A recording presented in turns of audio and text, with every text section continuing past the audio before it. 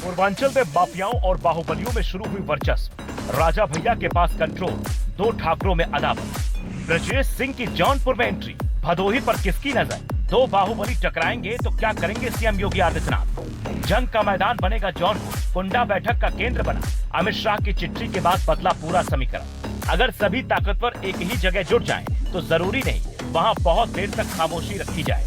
BJP में कुछ ऐसा ही चल रहा जो योगी आदित्यनाथ के लिए चुनौती बन सकता है। जौनपुर में धनंजय सिंह का सिक्का चलता है, लेकिन अब यहाँ कंट्रोल बाहुबली नेता ब्रजेश सिंह चाहते हैं। ऐसा क्यों, ये रिपोर्ट के अंतिम में समझाएंगे। ब्रजेश सिंह के भाई और बीजेपी विधायक सुशील सिंह दौड़ते हुए राजा भैया के पास पहुंचे।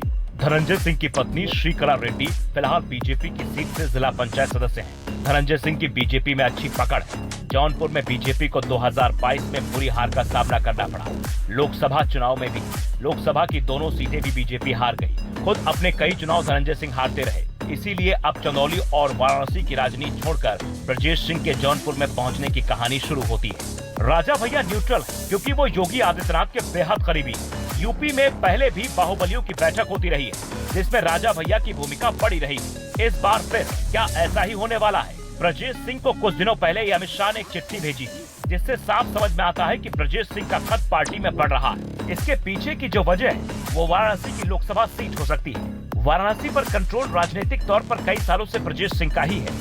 अब उन्हें किसके इशारे पर जौनपुर भेजा जा रहा है, ये सवाल योगी सरकार को परेशान कर रहा है। पंचायत चुनाव को लेकर ही पूर्वांचल के दो बाहुबली वर्चस्व की आग से खेल रहे हैं, जिसमें धनंजय सिंह और ब्रजेश सिंह आमने सामने आ सकते हैं। ये अदावत पंचायत चुनाव को लेकर है। विधानसभा चुनाव से पहले अगर पंचायत चुनाव हो जाए तो बीजेपी के लिए अदावत मुश्किलें पैदा कर सकती है। धनंजय सिंह मीडिया में कह चुके हैं कि उन्हें कोई डराए नहीं, वो डरेंगे नहीं, यानी खुलकर संघर्ष की पूरी संभावना है। इतिहास में जाकर देखने पर पता चलता है कि दूसरे के गढ़ में वर्चस्व जमाना कोई नया पैतरा नहीं होता। विजय मिश्रा आज जेल में है। उनकी खाली जमीन पर पूर्वांचल के कई बाहुबलियों ने नजर डाली, लेकिन अभी तक कोई कामयाब नहीं हो पाया। ब्रजेश सिंह ने पिछले पंचायत चुनाव में हर कोशिश की थी। वो चाहते थे कि भदोही से जिला पंचायत अध्यक्ष की सीट अपने बेटे को दिलाएं, लेकिन ऐसा नहीं हुआ। अब वो जौनपुर पर नजर लगाएं, जबकि जौनपुर में खुद धनंजय सिंह की पत्नी फिलहाल जिला पंचायत अध्यक्ष है। योगी आदित्यनाथ का सख्त अल्टीमेटम है, कोई गैंगवार नहीं कर सकता है, कोई सियासी जमीन के लिए हथियारों को यूपी में नहीं लहरा सकता है।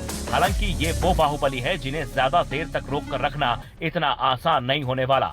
इसीलिए पंचायत चुनाव टलने से एक संकट तो कम हो गया है। अखिलेश यादव की नजर इस मुद्दे पर पूरी तरीके से बनी हुई है। भदोही से विजय मिश्रा का समीकरण से बाहर होना, वाराणसी से जौनपुर तक पहुंचने की कोशिश में माफिया ब्रजेश सिंह का परिवार, जौनपुर को बचाने का प्रयास करते धनंजय सिंह, प्रतापगढ़ में राजा भैया के साथ सुशील सिंह की मुलाकात, ये सभी बातें इस बात की तरफ इशारा करती है कि धनंजय सिंह अकेले पड़ सकते